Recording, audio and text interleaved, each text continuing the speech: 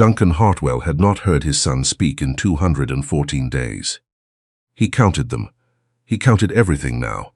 The number of steps between his study and Jasper's bedroom, the seconds between one wave and the next, on the Burrard Inlet visible from the west windows, the days since the accident that had taken Elaine from them and left Jasper sitting in the back seat of a crumpled car with no sound in him at all. The doctors called it trauma-induced selective mutism. They spoke about neural responses and psychological protective mechanisms in calm, clinical voices, as though naming a thing made it smaller. Duncan had nodded at all of it. He was good at nodding. He had built Hartwell Properties into one of Vancouver's most respected development firms by knowing exactly when to speak and when to nod, and grief, he discovered, was just another room you navigated on instinct. But Jasper was 8 years old, and instinct wasn't enough. Their home on Balfour Avenue in Shaughnessy was the kind of house that seemed designed to amplify silence. 12,000 square feet of reclaimed timber and floor-to-soiling glass, the Pacific cedar walls that Elaine had insisted on because she said they smelled like the coast where she grew up. The house still smelled like her in certain corners, in certain lights, and Duncan had learned to avoid those corners and those lights without quite acknowledging why. Eunice had been their housekeeper for 14 years. She was the kind of woman who communicated entirely in small actions. A cup of tea appearing at the right moment, a door quietly closed, a look that carried more than most people managed with whole sentences. When she had her hip surgery in September, Duncan insisted she take all the time she needed. She came back 2 weeks after the procedure, because she said the house needed her, which was true, and because she missed Jasper, which was more true. She brought her granddaughter with her. Tess was 11 and built like a question mark, all angles and alertness, with large dark eyes that missed nothing, and a habit of going very still when she was thinking. She wore the same 3 outfits in rotation and carried a composition notebook everywhere, filling it with observations about the world in handwriting so small it looked like code. She had never been in a house like this. She walked through the room slowly at first, not touching anything, reading the surfaces the way some children read books. Jasper noticed her before she noticed him. He rolled up in his chair, not a wheelchair precisely, just a desk chair he had claimed from the study in the weeks when getting up felt like too much, and watched her from the hallway as she helped Eunice sort the linens. She caught his eye and didn't look away. "Do you want to help?" she asked. "Folding is boring, but it goes faster with 2. No one had spoken to Jasper like that in months. Not carefully, not gently, just directly, one person to another. He came over and folded linens in silence, and Tess talked about everything and nothing. The SkyTrain, her teacher who collected ceramic owls, a documentary she'd seen about migratory birds, and Jasper listened with his whole body, leaning slightly forward in the way he did when something interested him. Duncan watched from the doorway and felt something loosen in his chest that had been tight for 7 months. It was around this time that Ingrid Moreau arrived. She appeared on a Thursday morning with a leather portfolio and excellent posture, introduced by his assistant as a specialist in pediatric trauma and selective mutism, referred through the speech therapy department at BC Children's Hospital. Her credentials were impeccable. She had a warmth that felt genuine in the way that very accomplished warmth always does, layered, considered, precisely calibrated to the moment. She sat across from Duncan in the front room and spoke about Jasper's condition with an empathy that made him believe, for the first time in weeks, that he was not entirely failing his son. Selective mutism rooted in acute trauma is not simply shyness, she explained, her voice careful and kind. Jasper's brain created a protective barrier. He's not refusing to speak. He's learned, somewhere beneath consciousness, that speaking isn't safe. Our work is to make him feel safe enough to find his way back. Duncan hired her that week. By November, she had moved into the guest suite. The arrangement made sense on paper. Jasper's sessions could be woven throughout the day. Progress, Ingrid said, happened in small moments. A laugh, a held eye contact, a hand reaching for something across a table. You couldn't schedule those moments. You had to be present for them. And there was progress of a kind. Jasper did laugh. He smiled more often. He followed Ingrid around the house with a trust that was painful to see, the absolute faith of a child who has lost one anchor and found another.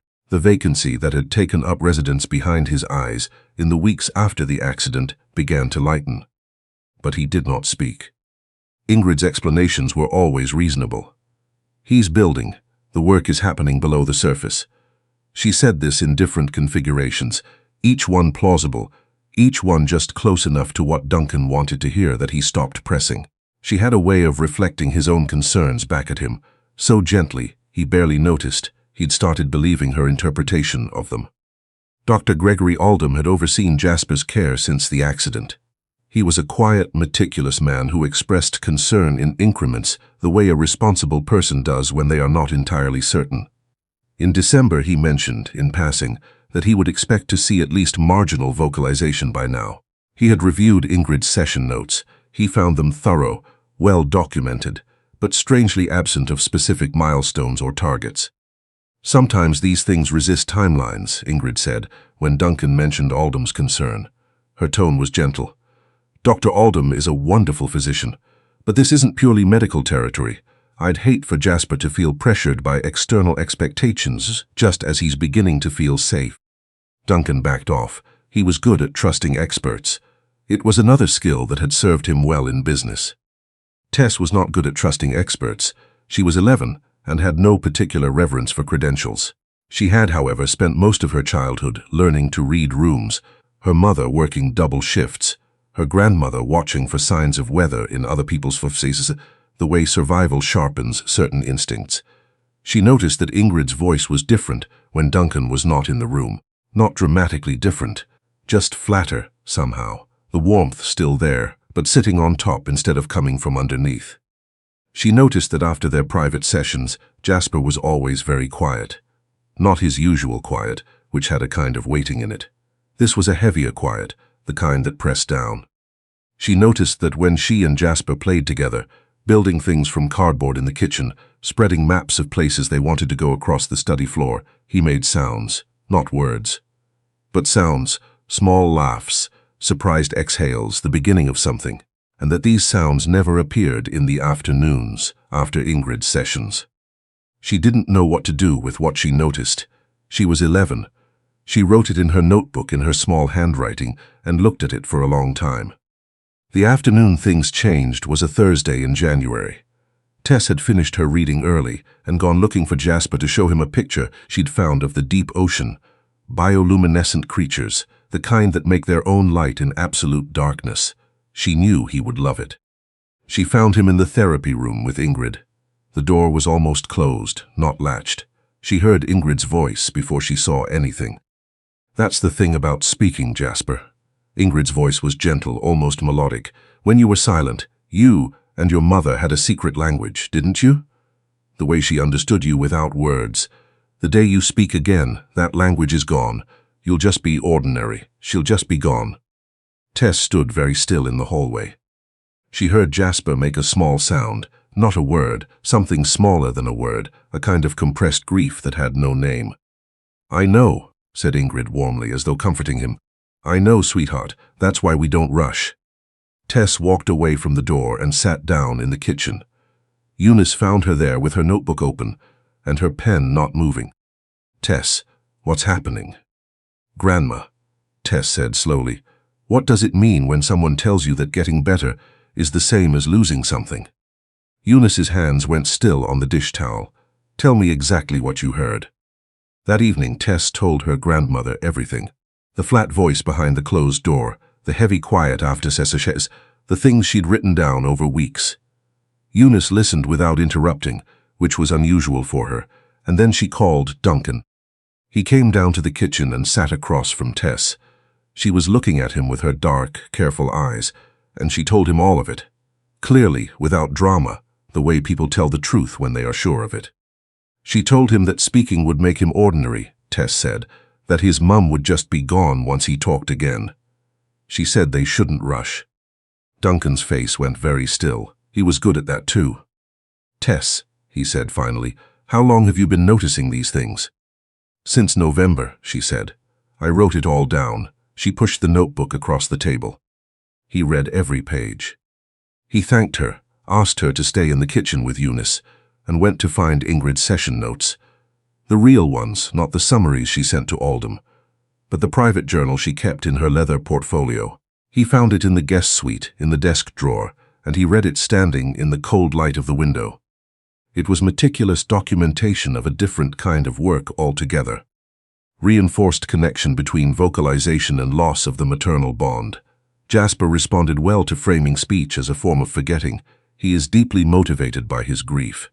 Progress towards dependency. Excellent. There were notes about Duncan too, about his isolation, his gratitude, the ways his guilt made him deferential. Subject is unlikely to question methodology as long as emotional reassurance is maintained. He needs to feel he is not failing Jasper. Provide this at regular intervals. Duncan closed the journal. He put it in his coat pocket. He stood very still for a moment. Then he went downstairs. Ingrid was in the front room when he found her, reading by the lamp. She looked up and smiled, and the smile was perfect.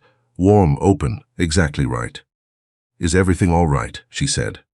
He placed the journal on the table between them. The smile stayed in place for 3 full seconds before something behind it shifted. "That's my private clinical record," she said. "You had no right. You told my son that speaking would make him forget his mother." Duncan's voice was very quiet. "You told an 8-year-old boy who has not spoken in 7 months that healing means losing her. That's a profound misunderstanding of a nuanced therapeutic."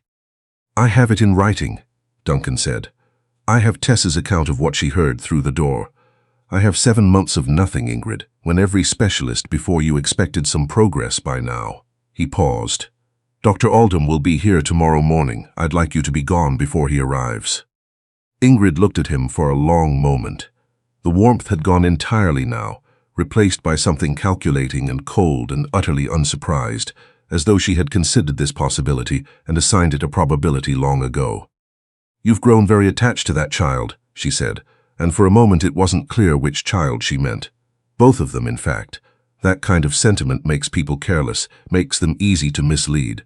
She stood and smoothed her jacket. "Jasper's made whatever progress he's made because of my work, disrupting his care now." "Leave," Duncan said. She left. The night after Ingrid's departure was the quietest the house had been in months, and it was a different kind of quiet, not heavy, not pressing down. Jasper slept through until morning, something he hadn't managed in weeks. When he came downstairs and found Duncan making toast at the kitchen counter, he climbed onto a stool and watched him with those calm, serious eyes. Tess arrived with Eunice and sat beside Jasper without announcement. She opened her notebook and started drawing something, one of her intricate small maps, this one of an imaginary archipelago with very specific place names. She narrated as she drew, half to herself, half to the room. Dr. Oldham came at 9 and listened to everything. He was quiet for a long time afterward. "What was done to Jasper," he said finally, "is called a form of psychological enmeshment." She anchored his silence to his grief for his mother deliberately, made recovery feel like betrayal. He looked at Duncan. The good news, and there is good news, is that Jasper's mutism was always functional, never structural. There is no damage that cannot heal, but he'll need real support now, a team that works transparently with you in the room. The team they built over the following weeks was different in every way. Dr. Vivian Osei, a child psychologist from BC Children's Hospital, came 3 times a week. She sat on the floor with Jasper and played with small wooden figures and never once asked him to speak. A speech therapist named Claire worked alongside her, doing exercises that felt nothing like exercises, humming, breathing, sound games, Jasper laughing when he got them wrong and not minding that he had. Tess came to the session sometimes when Jasper asked for her with his hands. He had developed an expressive private sign language over the months of silence, and it turned out he had quite a lot to say. The breakthrough, when it came, was not what Duncan had imagined. It was a Saturday morning in March. Tess had brought Jasper one of her maps, a real one this time, of the coastline of Haida Gwaii, and they were spread out on the study floor together, tracing routes with their fingers, inventing journeys. Eunice was in the kitchen. Duncan was in the doorway, not intruding, just present. Tess pointed to a small island on the map, barely a centimeter across. "What do you think lives there?" she said. Jasper studied it. He picked up a pencil and started to write something, his usual mode of response. Then he stopped. He looked at the island. He looked at Tess. "Bears," he said. His voice was rough from disuse, barely above a whisper, the words shaped carefully like something being tried for the first time. But it was a word. It was his voice, the voice Duncan had not heard in 231 days. Tess looked at him. "I think so too," she said, perfectly evenly, as though this were a continuation of a normal conversation, as though Jasper had not just spoken for the first time since October. She pointed to the bay beside the island. "And probably seals in this bit." Jasper nodded. "Seals," he agreed quietly, and turned back to the map. Duncan leaned against the doorframe and did not move for a very long time. The weeks after Jasper's voice returned were careful and gradual. Dr. Osei cautioned against making too much of each new word, advised letting speech be ordinary rather than miraculous, and they all tried to follow this, though it was genuinely the hardest thing any of them had attempted. Eunice cried twice in the kitchen and blamed onions. Duncan called Aldham at 7 in the morning just to tell him, and Aldham said, "I thought so," which was his version of weeping. By April, Jasper was speaking in short sentences. By May, they had to ask him occasionally to let other people finish their thoughts. Ingrid Moreau did not disappear cleanly. A letter arrived through a third party, suggesting the separation had been professionally irregular and implying possible legal dimensions. Duncan's solicitor handled it with the efficiency of someone who had seen this pattern before. The journal was evidence. Tess's account was evidence. The clear arc of Jasper's silence, followed by his recovery after Ingrid's removal, was evidence. The letter did not become anything more than a letter. What troubled Duncan, in the months that followed, was the knowledge that another family somewhere would probably trust her next. That thought was what drove him to contact the College of Speech and Hearing Health Professionals of BC and the Oversight Board at BC Children's Hospital. He submitted everything: the journal, the session notes, Aldham's formal analysis, a written account from Tess. It was a process that required revisiting things he would have preferred to leave behind, but it ended with Ingrid's registration suspended pending formal investigation. He explained it to Jasper the way Dr. Osei advised, simply, with honesty appropriate to his age. Jasper listened with his particular stillness, the one that meant he was thinking carefully. "Is it so she can't do it to someone else's kid?" he said. "Yes," Duncan said, "that's exactly why." Jasper was quiet for a moment. "Good," he said. Eunice stayed. That had always been the plan, but Duncan made it formal in the spring. The garden cottage on the property renovated properly, Tess enrolled in the neighborhood school, Eunice's role expanded to something that resisted a single job title. The word family was available, though no one pressed it. It settled itself quietly into the routines of the house and stayed. Tess flourished. She was still careful, still watchful, still slow to trust. Those instincts had served her once and would serve her again. She carried her notebook everywhere and filled it steadily. The imaginary archipelago that she and Jasper had begun on the study floor eventually occupied 3 full composition notebooks and had its own weather systems, migratory patterns, and a bear population they updated seasonally. On a morning in late June, nearly a year after Elaine's accident, Duncan stood at the kitchen island making coffee, while Jasper and Tess argued amiably about whether the southern islands of their imaginary map could sustain a kelp forest. Eunice was reading the newspaper at the table. The Pacific cedar walls caught the early light and smelled the way they always did, like coast, like memory, like a life that had been broken and was, slowly and imperfectly and with great effort, still continuing. Jasper said something that made Tess laugh. She wrote it down in her notebook. Duncan poured his coffee. Outside, the city was beginning its morning. The inlet caught the light. The bears, probably, were waking on their small island somewhere out in the imaginary sea. Jasper's voice carried from the next room, clear as anything, asking if there was toast. There was.